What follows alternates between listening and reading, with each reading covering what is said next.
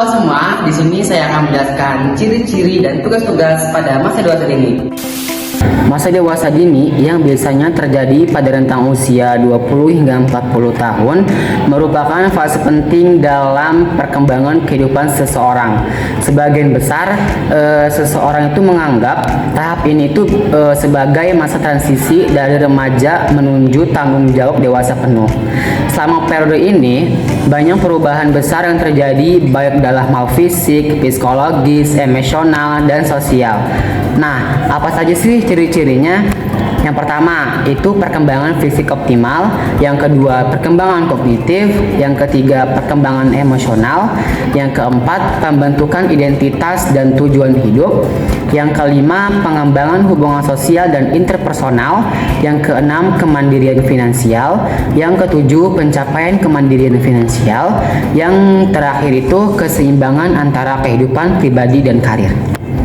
Nah, selanjutnya, apa saja sih tugas-tugas pada masa dewasa dini?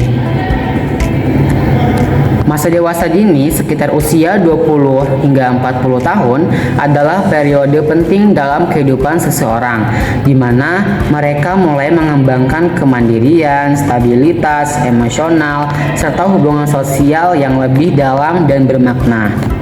Nah, tugas-tugasnya itu yang pertama, membentuk hubungan intim yang stabil. Yang kedua, menjalani kehidupan pernikahan dan keluarga.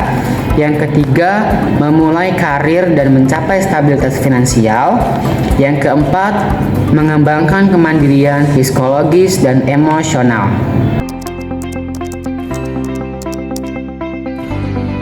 Jadi, selanjutnya saya akan menjelaskan tentang perubahan minat dan mobilitas sosial pada masa dewasa dini. Pada masa remaja, perubahan minat dan perubahan fisik dan psikologis sering terjadi dengan cepat. Namun perubahan minat akan berkurang seiring dengan penurunan perubahan fisik dan mentalnya. Secara umum, minat terjadi pada orang dewasa muda sebagai berikut. Yang pertama, minat pribadi kepentingan pribadi. Orang dewasa muda dapat berupa penampilan, pakaian memainkan peran penting dalam kehidupan awal dengan meningkatkan kecantikan, menunjukkan status sosial, mempromosikan individualitas dan identitas diri. Keberhasilan sosial ekonomi buat seseorang terlihat lebih menarik. Tanda-tanda status dan kematangan agama. Keterlibatan agama dewasa awal dipengaruhi oleh faktor-faktor berikut. Yang pertama, kelas sosial. 2. Jenis kelamin. 3. Lokasi tempat tinggal. 4. Riwayat keluarga. 5. Afiliasi agama teman. 6. Pasangan agama yang berbeda. 7. Kecemasan terkait kematian. 8. Ciri-ciri kepribadian. Minat dan rekreasi. Minat sosial. Beberapa faktor yang mempengaruhi partisipasi sosial termasuk antara lain: yang pertama, mobilitas dalam masyarakat. Yang kedua, kelas sosial. Ketiga, durasi keanggotaan grup. Yang keempat, posisi sosial ekonomi. Yang kelima, pengaturan. 6. Jenis kelamin. 7. Usia kematangan seksual. 8. Urutan kelahiran. Dan yang kesembilan, partisipasi dalam asosiasi lingkungan. Kehidupan kaum muda secara signifikan dipengaruhi oleh dua bentuk mobilitas.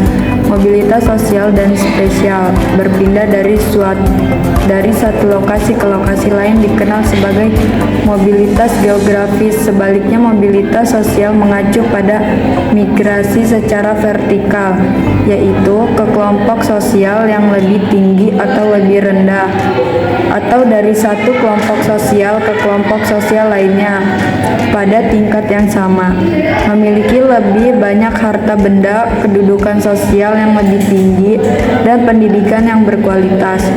Gagasan baru yang lebih egaliter, yaitu konsep laki-laki dan perempuan, telah secara progresif menggantikan atau mengubah gagasan tradisional. Semua pengelompokan sosial, termasuk yang secara historis menjunjung tinggi gagasan konvensional tentang peran laki-laki dan perempuan, telah merangkul gagasan tentang persamaan hak. Baik, selanjutnya saya akan menjelaskan tentang bahaya personal dan sosial pada masa dewasa dini. Selanjutnya, bahaya personal dan sosial pada masa dewasa dini. Kegagalan untuk menguasai beberapa atau sebagian besar tugas perkembangan yang penting pada usia ini menyebabkan seseorang tampak kurang matang dibandingkan dengan orang dewasa muda lainnya. Ini menyebabkan berbagai risiko yang bersifat personal dan sosial pada masa dewasa dini. Beberapa risiko penyesuaian diri dan sosial sangat umum dan sering muncul selama bertahun-tahun. Meskipun orang dewasa tidak perlu mengalami semua risiko ini, mayoritas berbahaya tersebut akan dialami oleh orang dewasa muda. Yang pertama, bahaya fisik, badan yang kurang sehat dan cacat yang tidak dapat disembuhkan atau ditutup-tutupi. Sama berbahayanya dengan penyesuaian diri seperti pada masa kanak-kanak dan remaja. 2. Hambatan keagamaan. Ada 2 ancaman agama yang menyebabkan gangguan emosional bagi banyak orang dewasa muda. Yang pertama berkaitan dengan prinsip-prinsip agama baru yang menggantikan agama yang dianutnya saat kecil atau yang dianut di keluarganya. Masalah kedua adalah perkawinan campuran jika keluarga pasangan meminta mereka untuk menganut salah satu agama. Yang ketiga, bahaya sosial dalam upaya mereka untuk menyesuaikan diri dengan kelompok sosial mereka. Banyak anak dewasa muda menghadapi bahaya 3 tantangan yang paling sulit diatasi sepenuhnya. Pertama, sulit bagi mereka untuk bergabung dengan kelompok sosial yang tepat. Kedua, dia tidak puas dengan tugasnya untuk memenuhi harapan kelompok. Yang ketiga, faktor yang berkaitan dengan mobilitas sosial. 4. Bahaya peran seks. Dengan adanya pertentangan mengenai peran seks yang direstui dewasa ini, maka baik konsep tradisional maupun konsep egalitarian mengandung resiko. Kita Dari kelompok 5 sudah selesai memaparkan materi yang berjudul penyesuaian pribadi dan sosial. semoga bermanfaat bagi kita semua.